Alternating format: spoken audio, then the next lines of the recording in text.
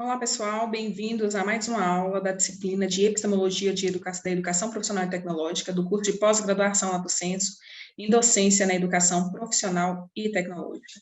Nós estamos aqui na unidade 2, essa é a nossa primeira aula, e ela vem com o objetivo de refletir, a unidade em si, ela vem com o objetivo de refletir sobre a história da educação profissional e tecnológica no Brasil.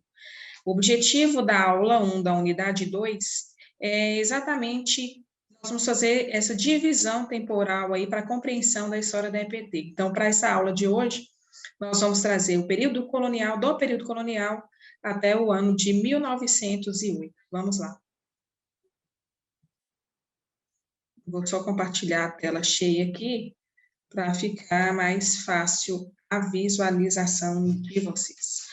Como eu falei, nós vamos tratar aí hoje do período colonial até 1909. A história da educação profissional, a história, na verdade, da educação, ela pode ser confundida com a própria história do trabalho, né? Quando nós consideramos esse, como Saviani bem pontua, como o ato de agir sobre a natureza em função das necessidades humanas. Então, o trabalho, ele surge a partir do momento em que o homem, ele deixa de ser exclusivamente um coletor e passa a transformar natureza em função de suas necessidades. Então, a divisão entre educação e trabalho, ela surge a partir da divisão da própria sociedade em classes. O poder de troca e a posse da terra torna possível a uns viverem às custas do trabalho dos outros e ter, portanto, tempo livre para se dedicarem ao que Aristóteles muito bem conceituou como ócio digno. Nós sabemos aí que essa história da divisão de classes, ela é histórica, né? E essa divisão em que existem aí os proprietários e os não proprietários, a educação ela passa a ser apresentada em modalidades distintas, né? Uma para os filhos dos proprietários, centrada no letramento, em atividades intelectuais, até mesmo militares, né? E outra destinada aos filhos dos não proprietários, que visavam apenas a continuidade da atividade produtiva, ou seja, do trabalho. Então, a educação para os filhos dos proprietários, ela consolidou-se no que se denominou escola, que etimologicamente significa lugar do ócio, e a educação, que antes se confundia com o próprio trabalho, passa então, em sua modalidade formal, a ser destinada aos que têm tempo livre, e que por isso eles não precisam trabalhar. Ou seja, quando não havia divisão de classe, também não havia divisão do modelo de educação a ser oferecido. Entrando aí nesse período do Brasil colônia, né, embora no Brasil colonial já estivesse presente artífices, mecânicos, tecelões, que transmitiam seus conhecimentos de maneira simples e assistemática, segundo Ramos, até o século XIX não existiam indícios de uma educação profissional organizada de forma sistêmica aqui no Brasil. O que existe é um modelo de educação propedêutica destinada aos filhos da classe dominante. Então, assim, nós temos também que, a partir do ciclo do ouro, foram criadas as casas de fundição e de moeda, né, com ensino voltado exclusivamente para os homens brancos, se diferenciava da educação que escravos recebiam nos engenhos, porque nas casas de fundição era necessário demonstrar suas habilidades diante de uma banca examinadora, e após isso eles recebiam uma certificação.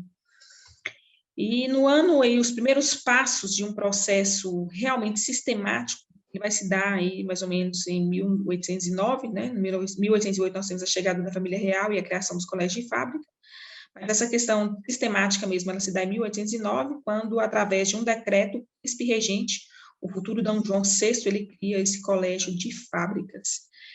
E ele considerado, né, como o primeiro estabelecimento instalado pelo poder público com o objetivo de atender a educação dos artistas e aprendizes vindos de Portugal. Aqui nós temos alguns eventos importantes.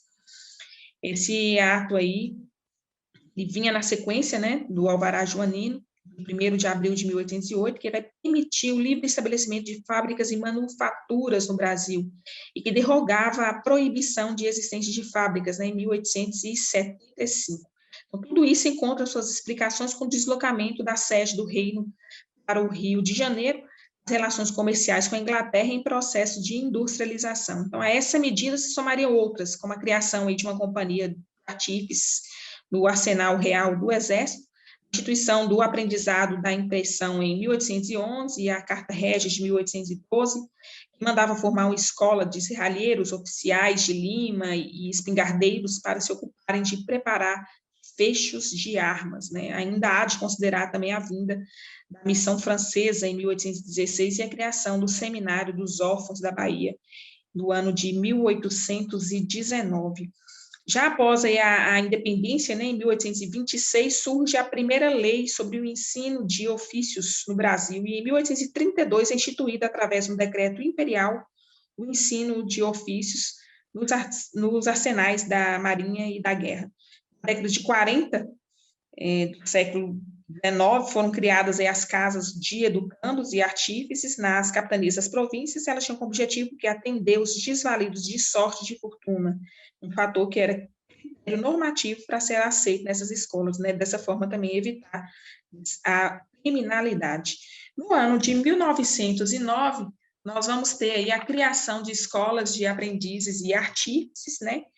Em setembro, o presidente Nilo Peçanha, ele assina o decreto 7.566, que cria 19 escolas mantidas pela União em vários estados. O objetivo de quê? De formar operários, artífices e contramestres através de ensino prático e de conhecimentos técnicos, né? E essas escolas, elas tinham um caráter também assistencialista, porque elas se destinavam aos pobres e humildes, porém com um olhar econômico, elas visavam atender os crescentes processos de desenvolvimento industrial e de urbanização. Pessoal, nós daremos uma pausa e na nossa próxima aula nós voltaremos aí com o período de industrialização, manifestos pioneiros de escola nova, e assim nós seguiremos na compreensão da história da educação profissional e tecnológica.